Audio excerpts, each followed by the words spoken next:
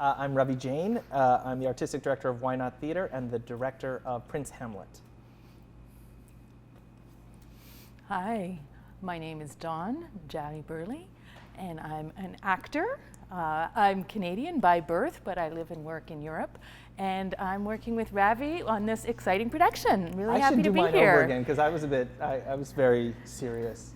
I should have been like, I love Dawn. I should have done that. That's stupid. One of the things I thought was important also to talk about our show is you're not just like an ASL interpreter in the show either, right? Like you're playing the role of Horatio, and that we've reconstructed the play so that actually, Horatio's a pretty key figure in the play. And one of the things we talked about was that Horatio's deaf. That's just the reality of the world. It's not a play about a deaf Horatio. And that we've really worked hard to really, you are who you are. It's not about your abilities. Mm-hmm. And that's been an important conversation that we've had, I think, in this process. It has been important, and I think that of the productions that are done with deaf actors, they really are about deaf, about being deaf, about the tragedy of being deaf, about how negative that is. And so for me, it's so essential that we have more positive representations of deaf people. I am not a tragedy. I am proud of my identity, and my identity has brought me more positive things in my life than it has negative things. This production, I can say this is the first time in Canada that a reputable professional theatre company has invited a deaf actor to sign in their first language in a show that has nothing to do with being deaf. I'm just going to put a disclaimer out and say I don't know if that's true, but I'll take your word for it. But it's not. I think it is true. I think it is true. It's not common. I'm going to get an email. For Someone's sure, going to email me and go, "Oh, Ravi, you had no idea. You're such a jerk." And we should say we're so lucky to have you because you live in Finland. And the Finnish government is actually paying for the interpreters here in Canada, which is huge because in Finland, that's what you get. You get 2 interpreters wherever you are all the time. And so maybe you could just explain a little bit about that and why you basically ran off and moved to Finland. Really, I did. I had to escape to Finland. I was young and it was my dream to live in Europe, but when I moved there first to Norway and then to Finland, really all through the Scandinavian countries, I was amazed to discover the depth of their social support for equity and for all members of society. And in Finland, I have to say, I think that it is the best country in the world. They have legal acknowledgement of Finnish Sign Language as a 3rd official language. And what that entails is that citizens have rights to access the information in our language, which means that interpreters are available pretty much 24/7. Specifically in the theater, for over 10 years, I have one particular interpreter whose parents are professional actors, and then they became an interpreter, so that makes them ideal for my purposes. And then I was able to take work opportunities because I could rely on that interpreter, and then a second interpreter was added. That's professional protocol that you would work with 2 interpreters. And so we have had that throughout, and it doesn't matter where I go.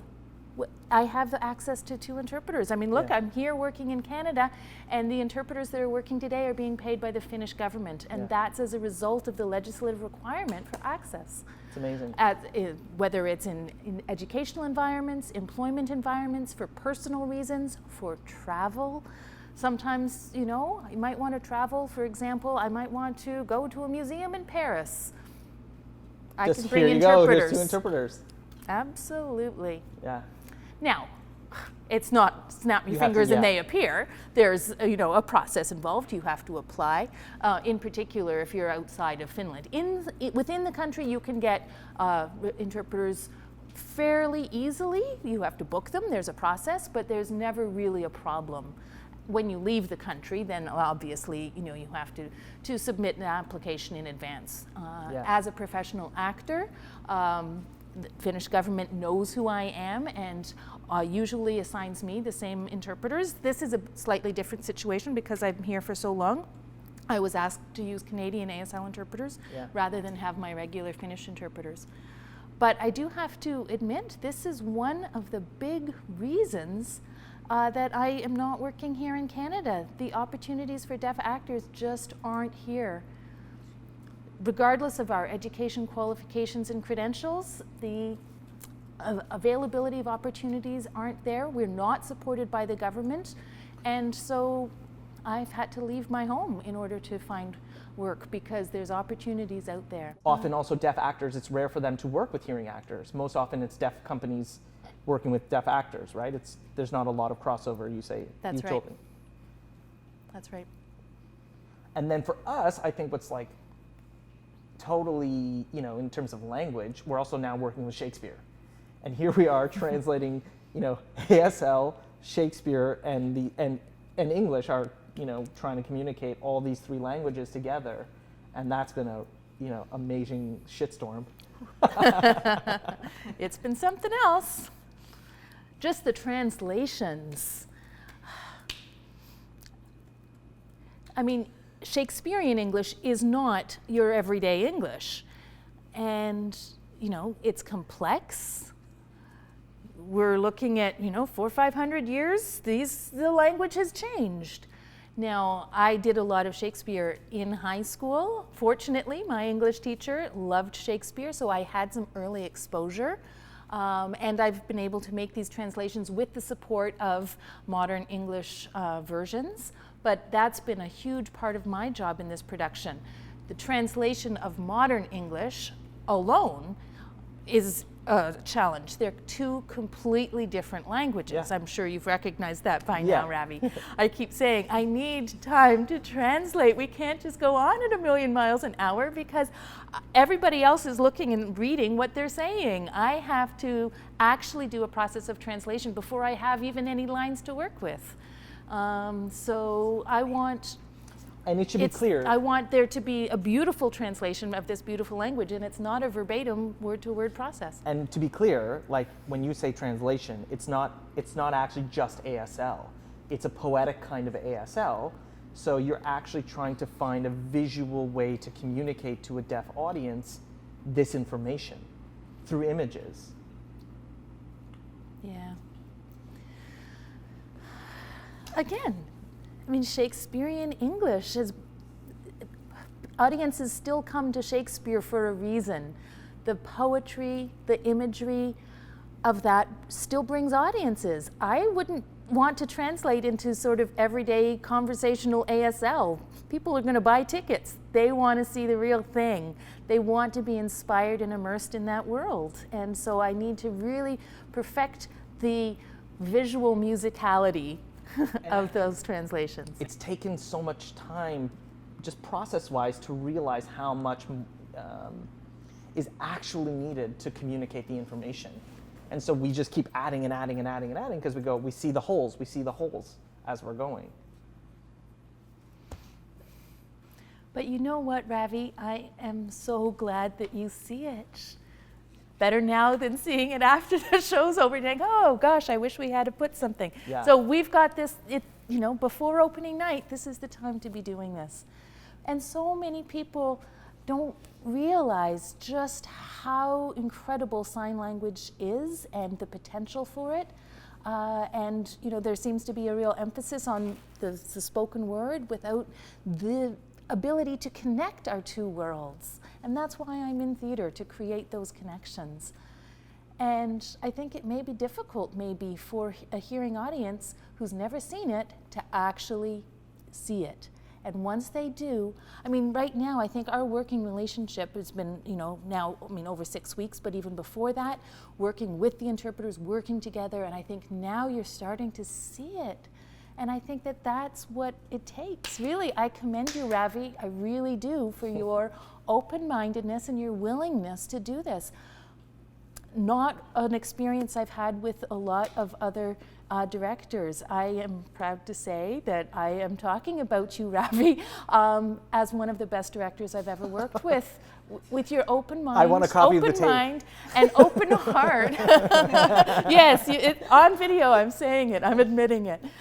Because so often the word from hearing directors is, not now, not too much, not so much. But you're giving me the freedom to tell you what works and tell you what doesn't work. And that's been so essential in the development of this relationship. And our relationship between actor and director and among actors is so, so critical and so important. And I have to say, I think this is the first time that I've had this experience and can really say this is extraordinary. And I hope perhaps that will be a second opportunity where we're a head start on our learning curve. And on the other side of it, I think for me, it's been a really challenging process too, because I know I'm trying to listen to you and trying to integrate in the process, and I've seen and witnessed your challenges when you're frustrated, when it's not working, and I really have felt that. It's great that we are now where we are, because it feels like we're working in sync, but I think it's important for people to realize that it's actually taken 5 weeks for us to really get in sync and find a flow. And it's been good. It's absolutely been good, the process, but I've seen you struggle and I've seen you really challenged in that process. And I've not really fully known how to help. And you've been really patient, I think, in that process to go, okay, I'm gonna trust you. I'm trusting you. I think I'm trusting you. Oh fuck, I'm trusting you.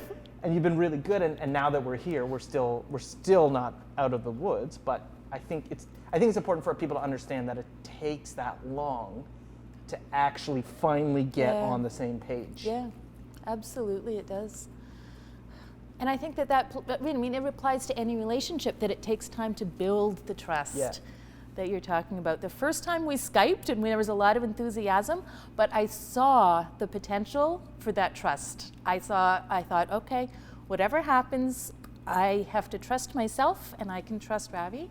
And we will get there. We will get there. And I think this week we're getting there. We're getting there. And that's normal, right? Yeah. I know. We'll get there. We'll get there. I remember the first time we did a run, and I was like, okay, what we'll do is I'll show you what I'm thinking, and then we'll put you in. And I remember you looked, you watched, you said, you wanted transparency, right? And I was like, yeah, of course. And you were like, it's too long. And I was like, okay, gulp. Okay, yes, I knew that. I knew you were going to tell me that. So show me what we got to do. And then we just went through, and now we're here. And there's no right and wrong way to do this. But I think you're right. It's what kind of mistakes we're making. We want to have productive mistakes that lead us to a bit more common understanding but there of are what wrong it is mistakes. we can do. You've told me some great stories of wrong mistakes, right? Like even the thing about speaking and signing, and to sign and speak at the same time. If you're a hearing actor who's going to speak and sign, the speech is going to take precedence over the sign. So how do we think through that properly? How do we make sure we do that justice? How do we not just use it as an aesthetic, but recognize it's language for communication? So if we're going to take so much time to place importance on the word spoken, we need to put as much time in the sign. So I think it's those kinds of things for me that I've learned that are like, wow, we have to, again, they're good kind of mistakes and bad kinds of mistakes. And I feel like we're making good mistakes. And hopefully an audience can come and go, wow, they made a really good mistake.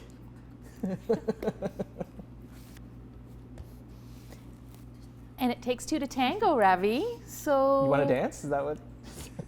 Yeah, why not? Yes, I expect it to take two to tango, so that when anyone asks me and said, ooh, you should have done that, I'll say it's Dawn's fault. That was Dawn. Dawn made me do that. She's okay. She's her fault. As long as I can point at you as well, yeah.